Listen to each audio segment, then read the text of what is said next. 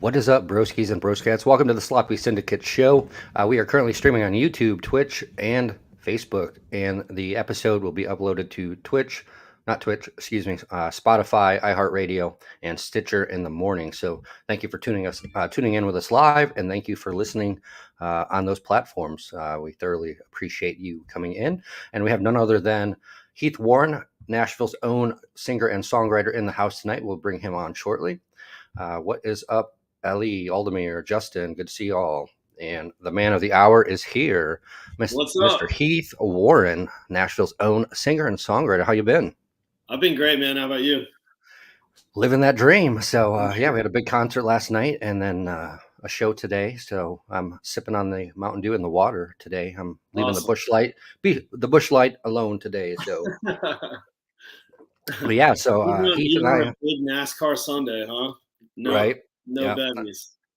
Nope, I went a little too hard, and the older we get, the longer it takes to recover for us. So, That's right. yes, sticking with my Mountain Dew and my liquid death water. So, and yeah, so for all of you that are joining us, Heath and I met. It's been over a year ago in Key West for the Singer and Songwriters Festival, and I told him he's the next Luke Bryan. Not only does he look like Luke Bryan, he sounds like Luke Bryan. So him and I kind of formed a friendship from that, and yeah, just kind of kept in touch and started talking and had some shenanigans in Key West. Yeah. And now we have him on the Sloppy Syndicate show. So comes full circle. So now we're coming back to you and putting you out there. So Well, again, thank you. Thanks for having me. Appreciate it.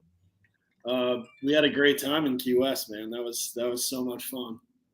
oh, most definitely. So are you planning on going this year as well for the Singer Songwriter Fest? That is a yearly, for the folks that are listening, that's a yearly event that they hold in Key West, where some of the best singer songwriters come down from Nashville, all over the country, actually, and they, it's bands and music for 7 days straight, all over the town. So, Yeah. uh, and Yeah, it'd it's be great. blocked out on my calendar right now, as it always is every year.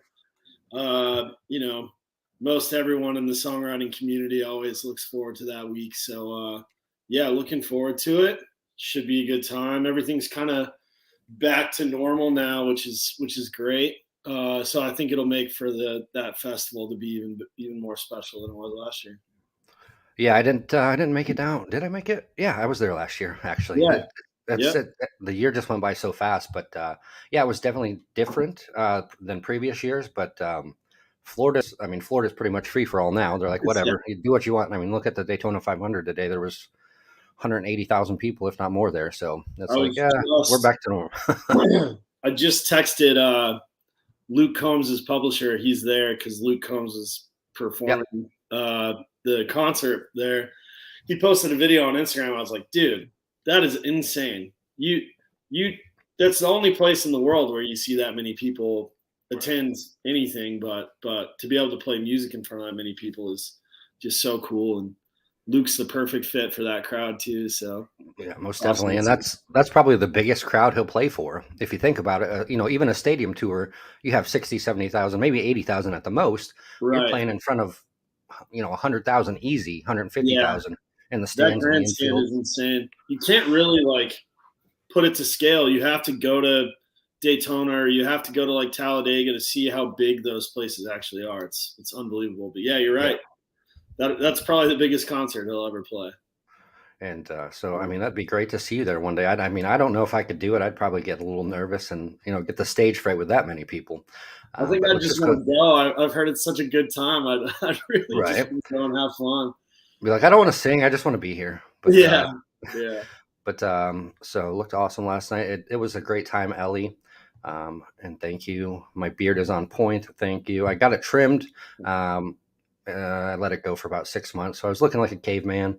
But I got it trimmed up nicely. I get anxiety now when I go to the barber shop because I've had the same barber for probably 5 or 6 years, and he's moved to Texas.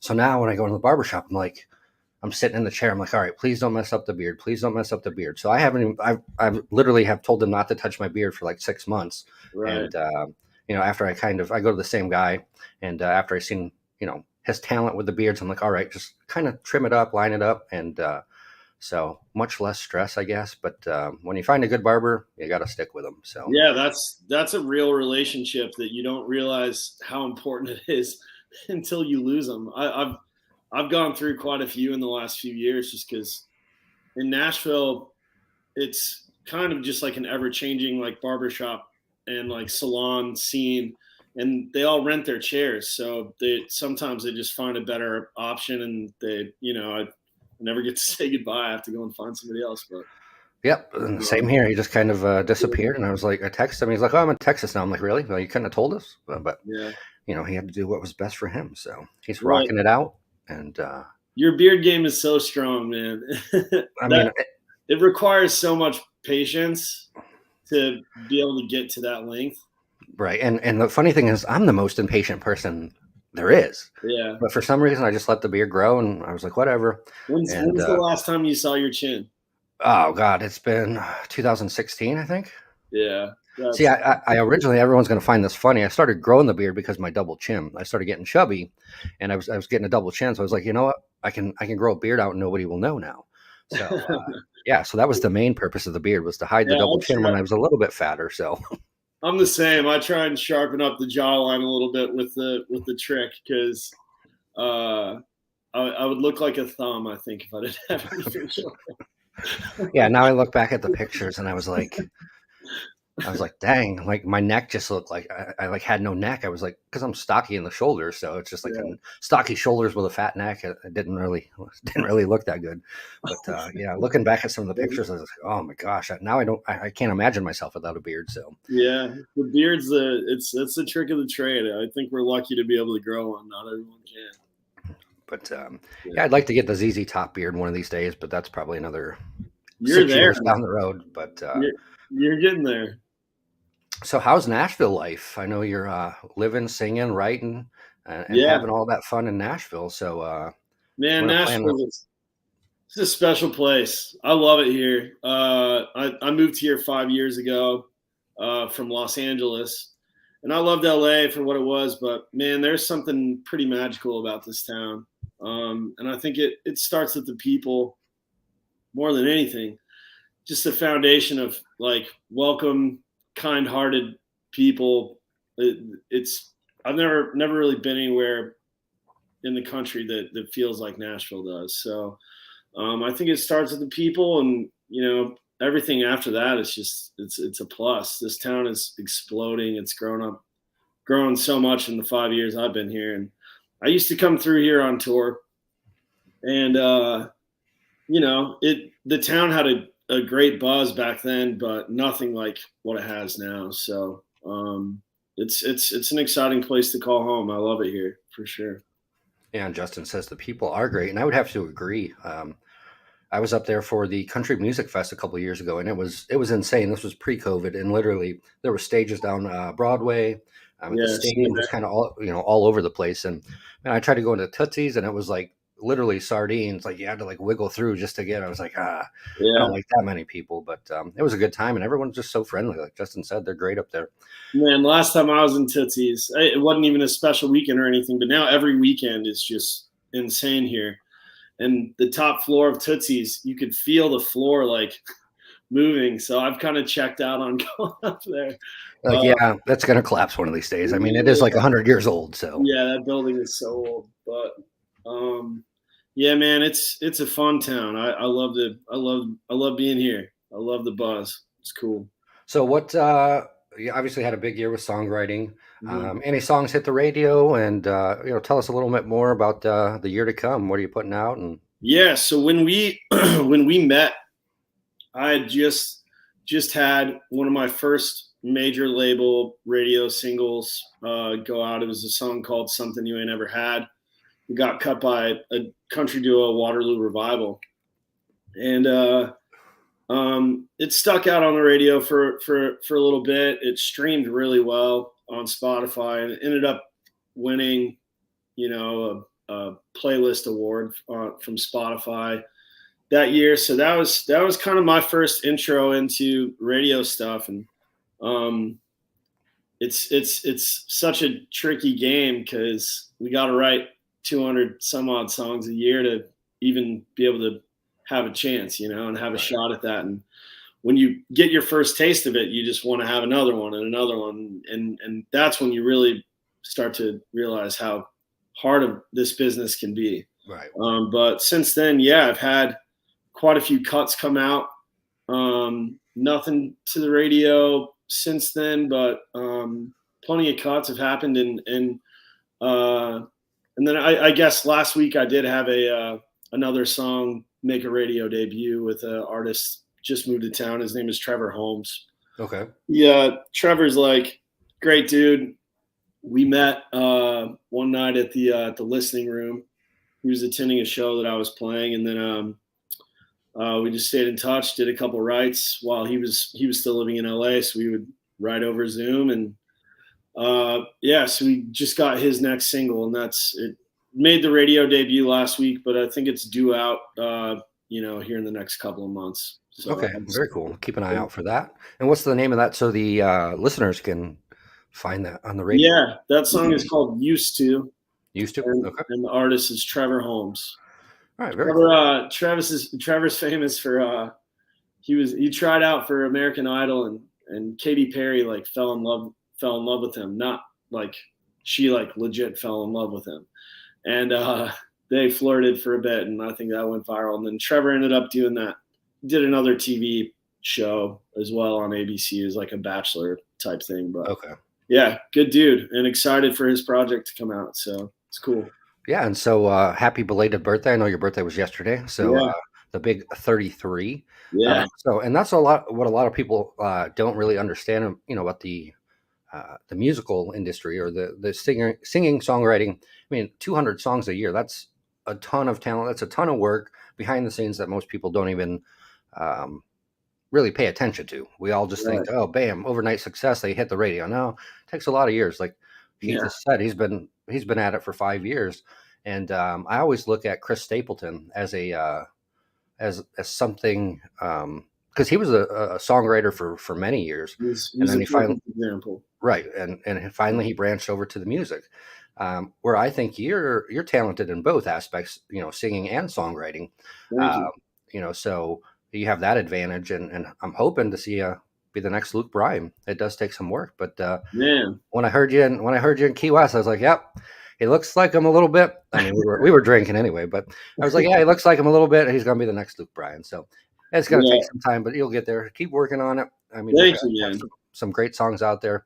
Great character, good dude to hang out with. So, um, yeah, I think the sky's the limit, and I just wanted to bring that up because a lot of people, I mean, myself included, I know what goes into it per se, but I mean, even me, I'm like, oh yeah, that's a good song on the radio, and you really don't understand how much work goes in behind the scenes with the Yeah, songwriting and trying to get it cut and just making it on the radio. So yeah. it's a It's a process, and it's a wild ride for sure. It's definitely not for a weak mind or a soft heart, because I think you've really got to have tough skin, because you hear no a lot, and sometimes it makes sense, and a lot of the times it doesn't. And um, you know, as I've gotten older, I've started to prioritize my calendar a little bit more with, artists who have a timeline that would line up with, due releases, something that they're, looking to release music soon. And um, the reason why I say that is I spent 2 years writing with an artist here in town who great talent, one of my best buddies, and we've written hundreds of songs together. And he just had an LP come out in January. His name is Eric Van Houten. He's from Buffalo, lives here in Nashville, and I have 3 songs on that 12-song record, oh, and very cool. that took 2 years of writing, to get 3 songs on one artist's project. So, that's definitely like the long play way to go about it. And he signed a publishing deal, and his producer deal is, that was all a part of why things just take a little bit more time, because the business side of songwriting and then the creative side of songwriting hardly ever align. Right. Most of the time when a song gets released, you wrote it a year ago, or in most cases even much longer than that. So it takes a lot of patience for sure. But, Yeah, and a lot more patience than I have to deal with it. So I'm just I'm not that talented. I can't sing like you. So I'm just the wacky, the goofy guy that likes to do the interviews and have a good time and hang out and make friends. So that's my side of it. But yeah, like I said, I'm not that talented to write a song or play an instrument. So I had to find what was best, what I could bring to the music yeah, world, and that's interviewing artists like you. So we have a big schedule coming up. I have 3 shows next weekend, nice. Friday, Saturday, and Sunday, and then taking off for Bike Week. I got some sponsorship things and like that with Harley to do, some competitions, bike shows, things like that. And Nice. then, I gotta show you this, Donnie. You'll love this, bro. Give you a little tour of my house. This is my TV stand bar cart. I'm jealous now. Yeah, That's can pretty you kick see? ass. Yeah, it looks like an old cafe. Yeah, I mean that's awesome. I like Yeah, that. dude. I'm a little jealous now. We're gonna have to find the guy who built this thing, and we'll get you one. But yeah, that's awesome. But yeah, so I hope to see you down in Key West this year if I can go. I know I got a little too rowdy last year, got in a little bit of trouble, um, but it was all in good fun. What's up, Bearded Vato? Thanks for coming in. Justin says happy birthday, dude. So Thank you, Justin. Appreciate it. again, if you missed the show, you can check us out on iHeartRadio, Spotify, Stitcher, and currently waiting on Pandora and Google Music to get approved. So if you missed the show, go back and listen to it at work. It will not be. It will just be audio, obviously, on the podcast side of things. But if you want to watch the video, come to YouTube, hit the like and subscribe button, and support Heath Warren. And is it cool to plug you on IG or? Yeah. Okay. Oh yeah. Sorry, you want my tag for? Yeah. So you can find Heath Warren on IG at Heath Warren 2. Yeah. And kind of follow his journey as a singer and songwriter in Nashville. And big year Yeah. coming up. He's got, like he said, a couple songs that he has cut and working on more. And I'm just kind of like he said, 200 songs a year. It just kind of I couldn't fathom that. When he said that, I was just like, really, that many? I mean, that's a lot of time. I mean, average. Like, how many hours a week do you average writing songs? It's probably quite a bit. Yeah. So I guess this and Nashville's a little different probably than New York or LA, and I guess just the country music genre works this way. It's a it's a songwriting machine on Music Row. We treat our job just like a 9 to 5. So Monday through Friday we're writing, and it's a song a day. So Okay. you'll finish a song. Say you start the write at 10. On average, I would say you're typically out by 2 o'clock. And it varies. Most of the time, you're in a room with an engineer, a producer, someone who can, record the song. So in one day's work, you start from scratch. You write a song, and then you record the song, and that ends up being like the demo or the work tape. And then you turn that into your publisher, you turn that into your record label, and then they just kind of shelf it, and it ends up in your catalog. And so you do that Monday to Friday. If you're writing 5 songs a week throughout the year, give or take, we have some leniency in our schedule. There's some freedom for sure. Sometimes I'll open up a round of golf instead of going in to write a song, but Right. yeah, that's pretty much how you get to 200. Is just five songs a week. And then obviously you're performing, nighttime, Right. out on Music Row or, some of the, venues around town. So have you had the opportunity to play the Grand Ole Opry yet? I know that's a huge thing most singer-songwriters want to do. And Yeah, I have not. Certainly a bucket list dream to be invited to be a part of that family for sure. I've never even been, but that's on purpose. I want my first time to the Opry to be, an invite situations. So Right. not A that little I more wouldn't want special. to go and support some friends, but to me, I think holding out, it just puts another thing on my list to try and accomplish. Right. So It gives you that drive, that determination, and makes it a little bit more special when you've made it, yeah, on stage versus going to see a show. So I would agree with that. yeah, Justin says any promotion work, word of mouth is still stronger than anything else. It's a huge thing of social networking. Like Heath and I met in Key West, and we right, maintain contact on IG, and different things like that. So it's a huge realm of just social networking, business networking, all kinds of events. You meet people at shows and all kinds of stuff. So, yeah. what's up, DTV? Thanks for coming in. We're just talking with Heath Warren, Nashville's own singer and songwriter, and it's a pleasure to have him on the show. So, what else do you have going on this year other than writing songs? Playing Music Row.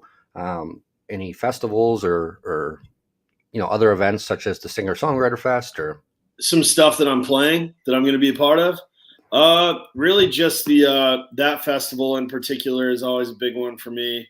And just to kind of clear it up, my role in Nashville is pretty much solely in the songwriting seat. So I'm typically always just writing for other people.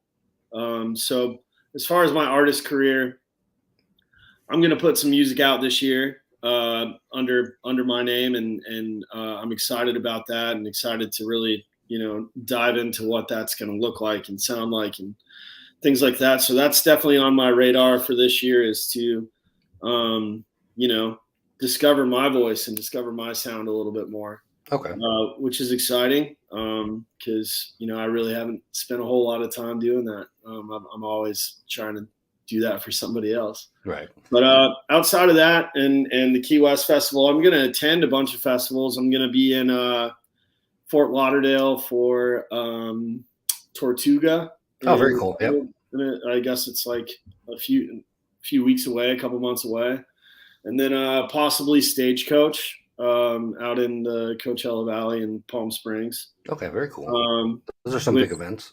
Yeah, those are huge, and it's cool to see the lineup and see a bunch of buddies' names on the lineup. So it'll be a good time to just go have fun and be around country music for the weekend and support some friends. Yeah, absolutely. So he has songs with Waterloo Revival, correct? Yeah, Okay, yeah. Who, and who then am I writing for?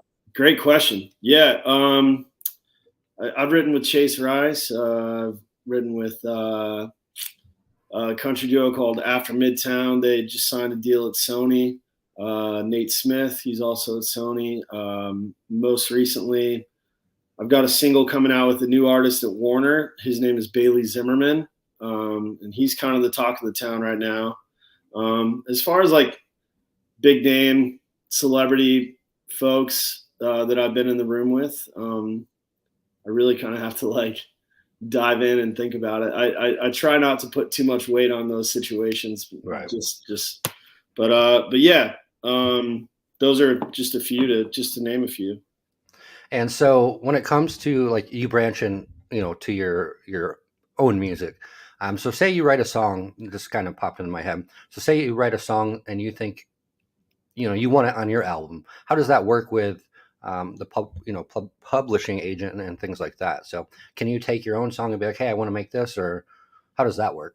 Yeah. Well, most of the time, when you're writing for pitch, so say I go into a write and I'm not necessarily writing for me or writing with an artist in the room that day, publishers will give you they call it a tip sheet, and it basically has all of the major label country artists in town that are currently looking, listening, and cutting songs for their next record.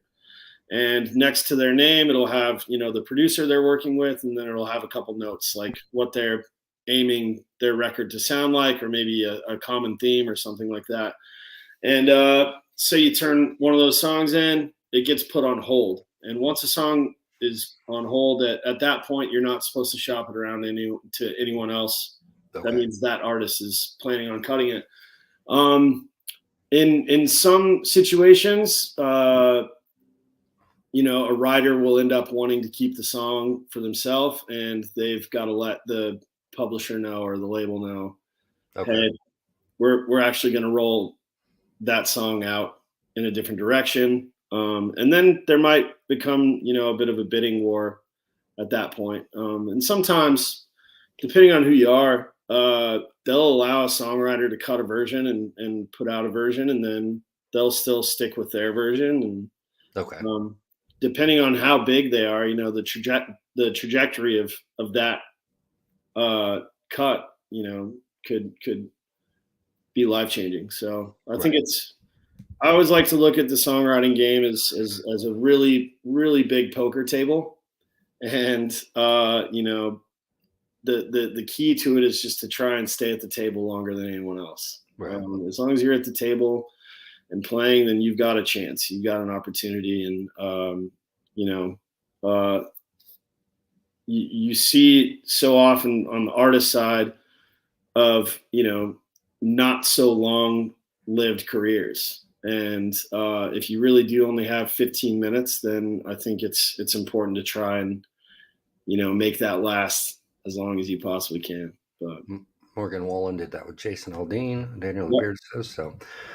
So I know you don't put a lot of pressure on yourself of who you want to play with or write with, but being in the industry, and growing up on a different genre of country music, I guess we probably both could agree on.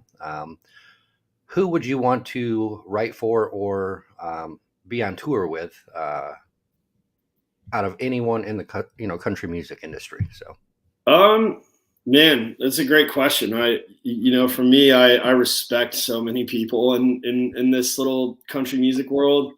I think they're all so damn special, but that it'd be tough to say no to Morgan Wallen right now, because he's just he's got the game in the palm of his hand. But aside from that, Kenny Chesney plays the biggest country shows, and so those would be the biggest shows you could play. I actually just ran into my buddy Justin plays guitar for Dan and Shay, and they're going to be on tour with Kenny this summer. Oh, very cool. Yep, he's coming to Tampa, so we're going to try to hit that show in Tampa. Yeah, that's always a big show. You don't want to miss Kenny. They pull out all the cards for him. Yep. So. I saw him, it was 6 years ago, I think, and it was Eric Church and Kenny Chesney in Tampa. Yeah. So he always puts on a big show. I'd put Church at the top of my list too. He's a great songwriter. I don't know if a lot of people know how good of a songwriter he is too, but he's pretty special. So I'd put Eric Church up there for sure. And as far as just the whole beach country thing goes, like, I love Kenny Chesney. I love the simplicity of that songwriting style, and lifestyle country is definitely right up my alley. So, I would say for me, it would have to be Garth Brooks, because obviously like the GOAT I grew up on. Yeah. And then Randy Travis. For some reason, Randy Travis sticks out, being obviously growing up on his music as well. So those are probably the two that I would, love to just even meet. So those are great ones. And Randy's a great dude. We see him around town every once in a while, and obviously he's not 100% anymore, but I've met him once, and he's a sweet guy, and obviously this town really loves him. So I think those are two pretty good choices. I can't argue with that. Yeah, so that's Brantley Gilbert. I think he Colt Ford made the original version, and then he cut another version. I think that's how he got started, if I'm correct. Brantley Gilbert with Colt Ford. So, and then he's since blown up from there. So anything is possible. That song ended up being so big for Jason Aldean's career. If we're talking about the same song. That does happen quite a bit, I guess. I was just thinking of another one. Aldean's had it happen quite a few times, I guess. But I would say country music is much more accepting of that kind of crossover and having multiple versions of the same song exist. Right. You don't see it a whole lot in other markets, just because it's, I don't think it's as friendly of a music community. Yeah, So it's essentially because country music industry is like one big family when you right, look at some of the other genres of music. But yeah. so let's talk maybe a subject that is love or hate. I don't know, but what are your thoughts on what the heck's his name? He's like outlaw country, not really outlaw country, but he makes the waves. Oh goodness, Upchurch. I don't know why I couldn't think Upchurch. of him, but Yeah, Upchurch had a man. He kind of had a bit of a breakout in 2020 just from his whole TikTok vibe and brand that he created, and I think just for my sake and my ability to work in this mm, town because it is so small. Uh, it's country music's crazy because it can be there's a pop version of country, there's the outlaw version of country, right, there's classic country, there's contemporary country, alternative country is like a new wave here in town too, and you know I don't know Upchurch personally, but we've got a ton of mutual friends and acquaintances and people that work together. And I think in this industry, if you found something that works for you, then you got to just stay the course and ride it out. And I think he found a lane and is continuing to kind of carve it out for himself. And right, he's garnered a massive fan base from that, and people that ride his wave and talk like he does and believe what he does. And that's the beauty of America. I think that that's allowed, and I think it's great. right. So Yeah, that just kind of like brings back the old, I said outlaw country, just thinking of like the old school outlaw ways of some of the artists, that they did what they wanted to do, David Allan Coe and things like that. So right. not that I don't like Upchurch, but he's I want to say he's like shock country almost now. He's Yeah, some of the songs he puts out there. So it's it's political, and I think that's what I meant by saying he's found a lane that works for him, and right, he's trying to latch on to the people that want to be a part of that type of movement.